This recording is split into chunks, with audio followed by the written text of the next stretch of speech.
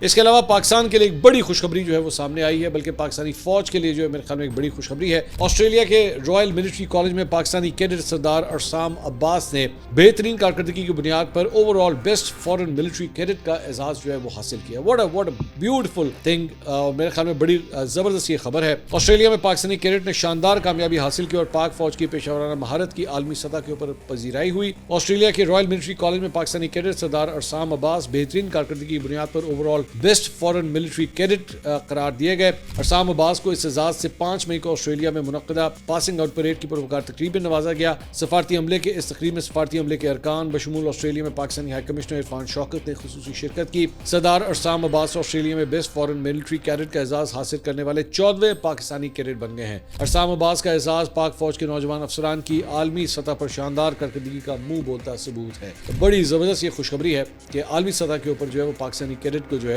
وہ یہ انعام ملا ہے۔